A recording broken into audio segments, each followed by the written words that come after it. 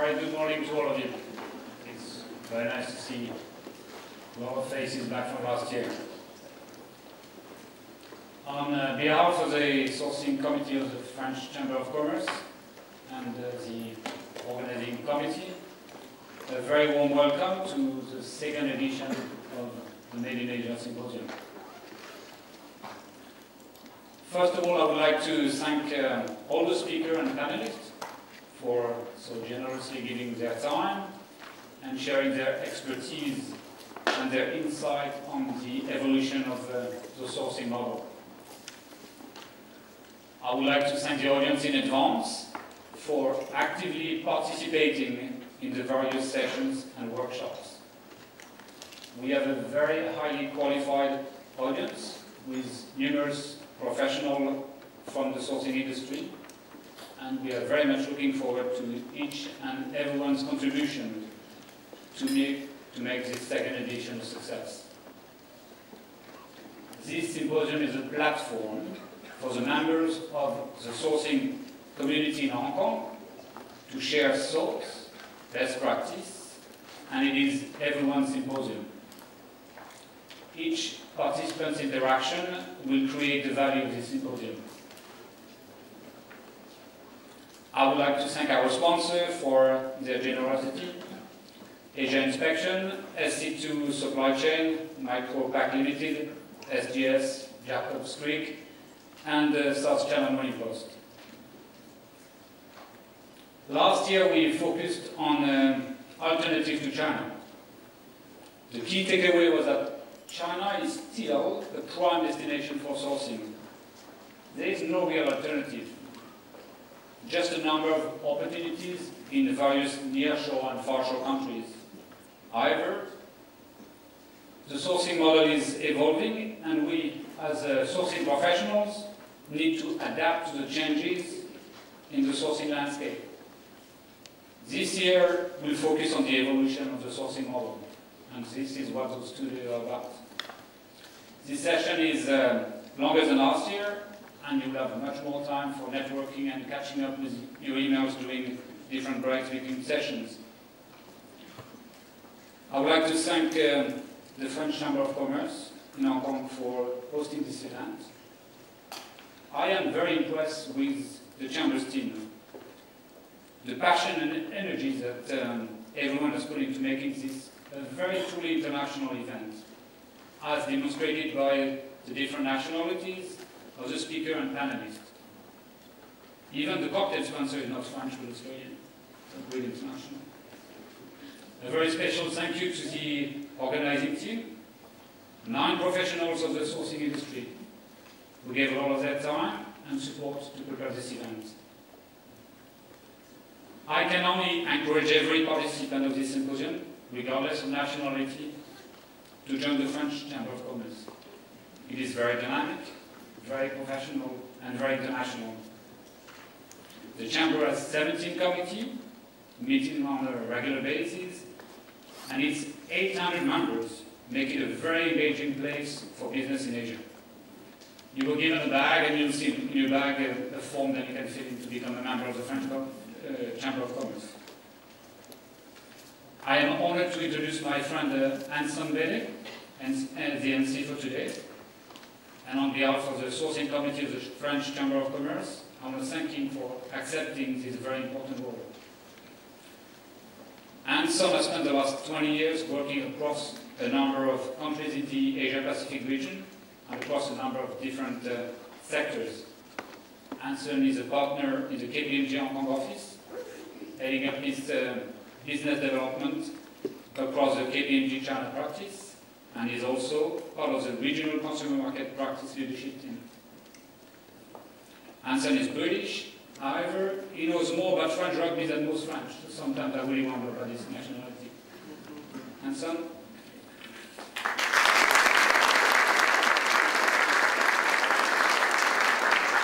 Thank you. Thank you, my friends. Ladies and gentlemen, a very good morning. And my good friend there is absolutely right. I am a big rugby fan. I am also a rugby player. As some of you realise, you can see that I am a winger. actually, as Hugh said, I'm actually a prop forward. And I think that's why Catherine and Christelle invited me back, because I am going to be enforcing all of the very strict timetable. We've got some great speakers this morning and this afternoon as well. We have some fascinating discussion panels. And one of the important things is that we want your participation as well. That is very important. We want you to ask questions. We want you to challenge the speakers and the panelists. So at the end of every session, we are going to allow some time for Q&A. So please get involved. I'd also like to remind you as courtesy to please ensure that you switch off your mobile phones, all of your devices, as a courtesy to all of the speakers. And again, one of the primary focuses for today is also about networking. The French Chamber has done an excellent job in pulling together this sourcing conference, and the importance of the networking is also underlined in the fact that we want you to get to know each other, we want you to network, meet your peers within the sourcing community. That's very important. Just very briefly, and I'm just going to spend a very quick 5 minutes just sharing a few thoughts with you, because one of the things that we and I've been working on at KPMG is we've actually been doing a lot in that product sourcing and consumer market space. And I just wanted to very quickly recap with regards to the fact that when we did this report a number of years ago, these were perhaps some of the findings. Again, 75% of those survey respondents were very satisfied with the Asia-Pacific region as a sourcing location. 65% thought that sourcing from Asia-Pacific will increase. CSR, back in 2007, was just being talked about. And I think today, we've got a very interesting panel later on, in fact, just after lunch, that's going to be talking to us about sustainability. And I'm very interested to hear what they've got to say. We talked about the China +1, +2, +5 strategy. We talked about the rising middle class and were they going to impact sourcing here in Asia. So let's move on. Our latest KPMG report on product sourcing, these were some of the issues. And again, we went across the industry, we interviewed a lot of the CEOs of those sourcing organizations, and these were perhaps some of the key themes. And this report was issued back in September 2011. But you can see there, rising costs, a tightening labor market, leading those global consumer market executives to reassess their sourcing strategies and perhaps explore new locations, not just across Asia, but also, quite frankly, around the globe. The increasing complex requirements of supporting supply chains also meant that established sourcing locations like China, quite frankly, continue to have an advantage. And I've been hearing over the years, I always hear that, the end of China. China will not continue to be a sourcing hub. Every time I go and talk to a lot of my clients in the sourcing environment, they say, yeah, we're going to not be so dependent on China. We're going to, really downsize our China sourcing teams. Every time I go and talk to them, they've always increased their level of sourcing in China. So it'll be very interesting to get your views about China. We looked at payments, and again, new trade settlement mechanisms that are now being put into place. Obviously, Hong Kong is an offshore yuan trading center. That's going to be very interesting, and again, we're going to be talking about that at the end of the day. In the last panel, we've got a session around financial best practices to optimize your sourcing. So again, that's going to be a very interesting panel. And again, the onset of technology, how's that impacting all of us to enable procurement processes, and again, to try and decrease those inventory levels. They were some of the executives that I spoke to last year with regards to the case studies in the report. And just very quickly, top challenges that we're facing global consumer markets. Sustainability, you can see, this is the interesting one. I think a few years ago, sustainability was a relatively small portion. Now it's 39%. Cost, of course, continues to be a significant challenge. Innovation, availability of materials. Again, trade flows. I'm not going to dwell on this, but again, one thing that we have seen is that total textile and apparel imports to the US continue to develop. China, you can see, is a very significant player, but South Asia is also an area that, of course, is seeing a lot more, if you like, a share of the pie heading into the States. I think Pakistan now is about 13.8 billion in apparel and textiles export. So again, just want to challenge you a little bit in terms of, are we going to see this dramatic shift from China? Our research tells us not really.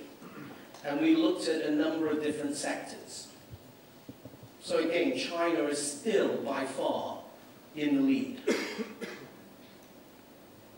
Minimum wages. Now this is going to be very interesting, and I'm sure a little bit later on we have got a panel that's talking about human factors later on this morning, so I'll be interested to hear what our friends on that panel have to say with regards to costs and salaries across the region.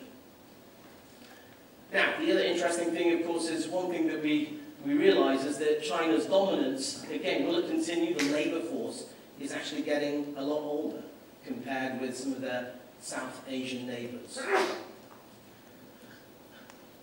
And is it going to be going west? Is that another policy that we're going to see? And something very, I think something very important is the China 12th five-year plan and how that impacts all of us in this room. Because I actually think there's a very significant impact. And again, private consumption versus the exports. So, questions from consumer companies like yourselves. Is your sourcing model right? Hopefully, we're going to answer some of those questions for you today. And again, looking at the emerging sourcing markets. Vietnam, Cambodia, Bangladesh, India, Pakistan. Certainly a lot of the senior executives that I've been speaking to, they've all got sourcing strategies across the region. And there are a number of interesting marketplaces. Bangladesh is certainly a market where they've seen a dramatic increase in capacity. And the importance of CSR and ethical sourcing can never be underestimated. And again, in the panel this afternoon, I'm sure we're going to hear a lot more about some of those sustainability issues. The ASEAN market, again, is that something for us to consider? And I'm sure there's going to be debate today. And then, I'm not going to, lots of things here.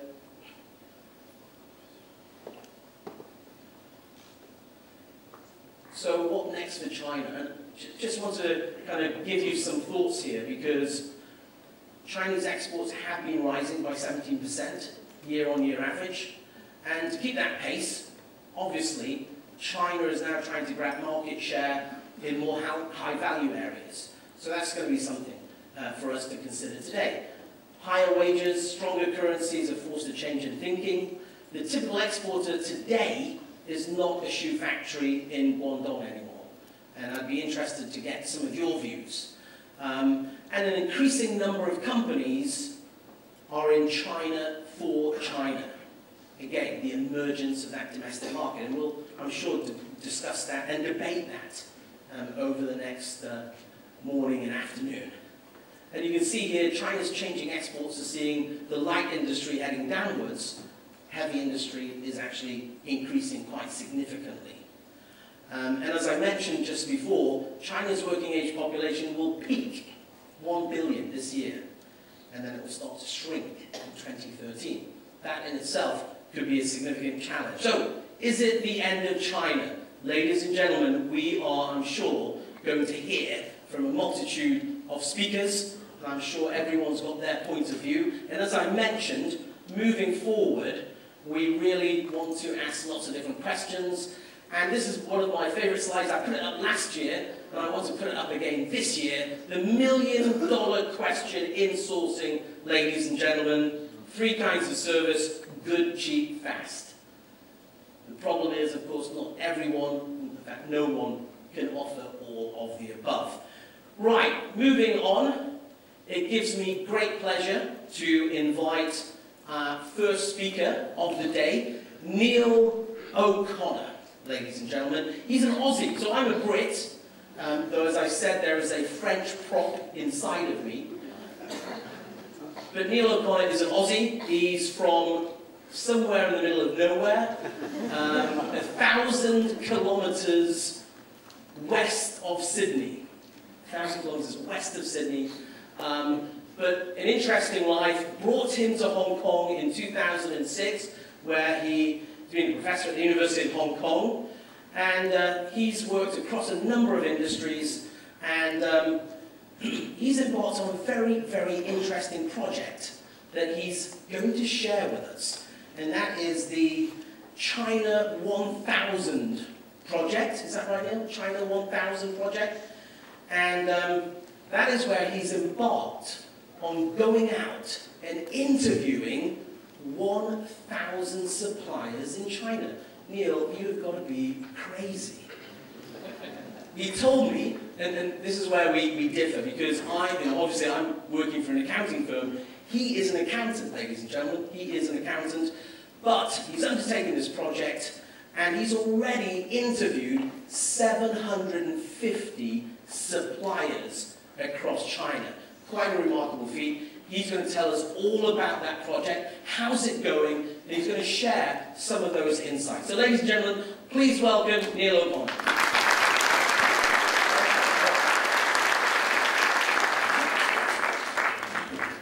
Very energetic. That's how the Aussies do it. Okay.